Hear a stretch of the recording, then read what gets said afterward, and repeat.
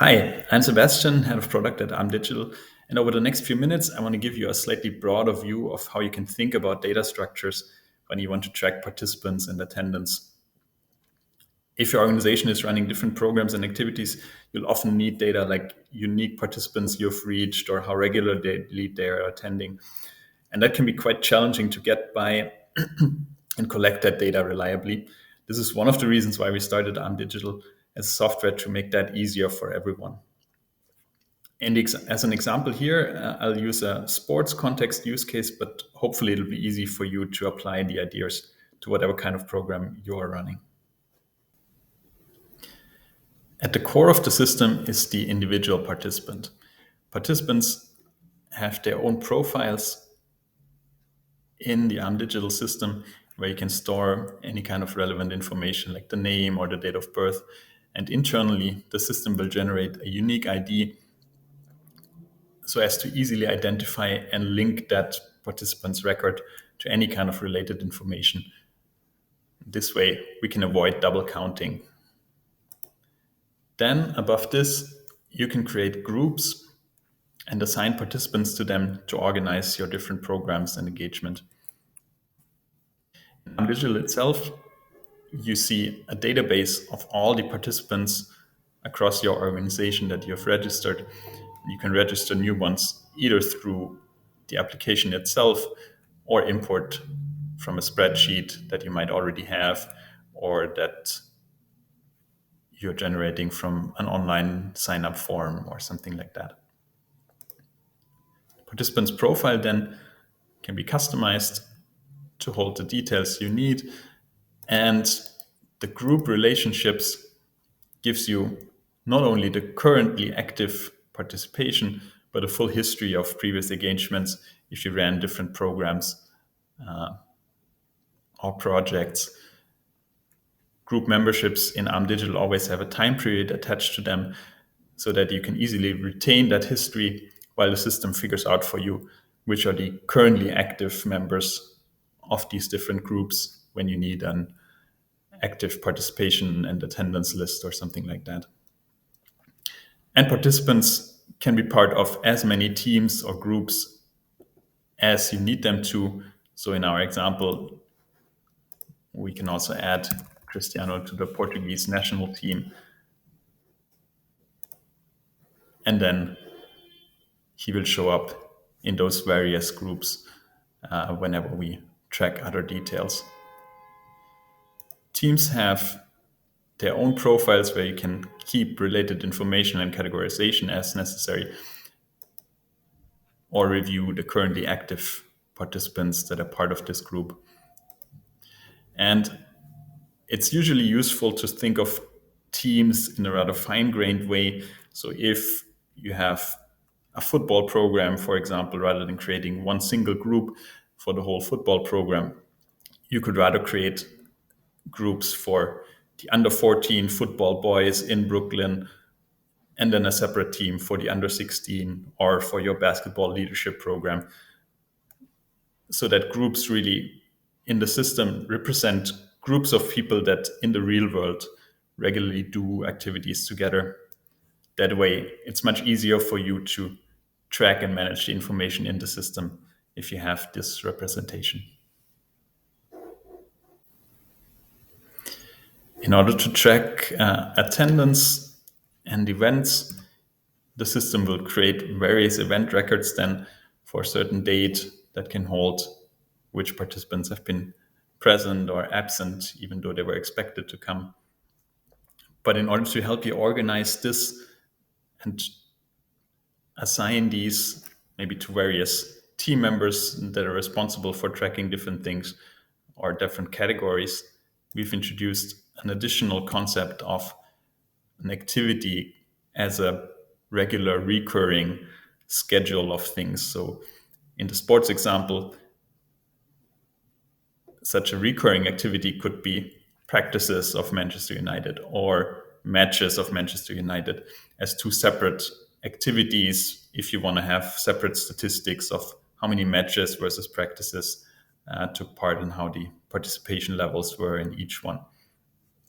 And then for one activity, you can have as many events for individual days linked to a date and a concrete attendance list of who was there in that system.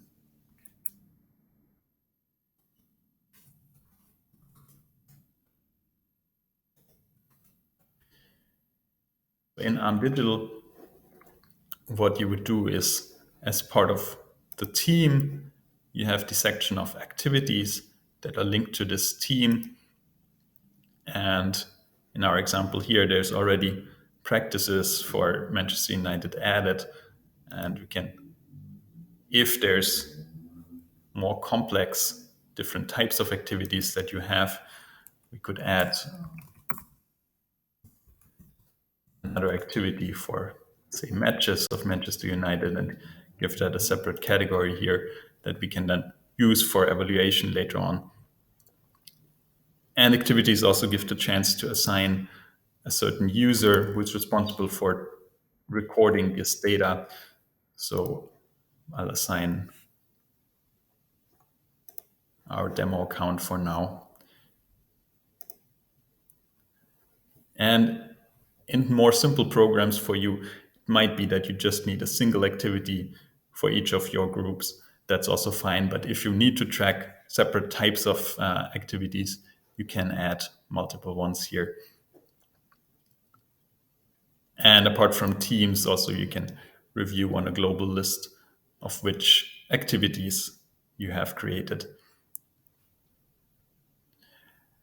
Then the users in the field can use the record attendance workflow, where they'll see any activity that has been assigned to them. So in our case now, in the demo account, there's the match and the practice for Manchester United, as well as some other activity that is linked here. I could see all the others that are in the system as well. But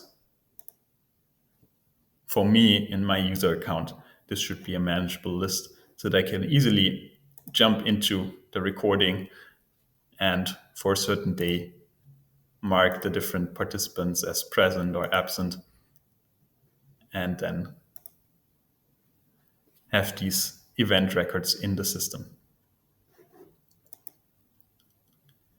If you do not have any activities, nothing will show up here also for people to easily record attendance for. So in our example, when we added the Portuguese national team, we can see Cristiano Ronaldo is part of this, but the activities for that team are empty. So that means there's no easy way for your users to record attendance for them. If we create another one here,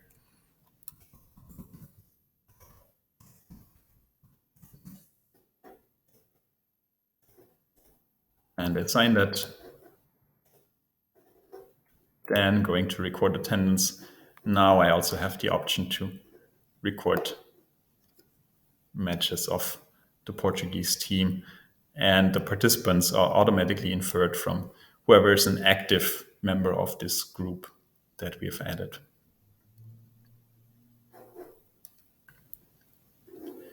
After users have recorded events and attendance for certain dates, which is a workflow that's really tuned to be done on a smartphone directly from the field, even without an internet connection, the system is offline functional and data can be synchronized once you're back to office.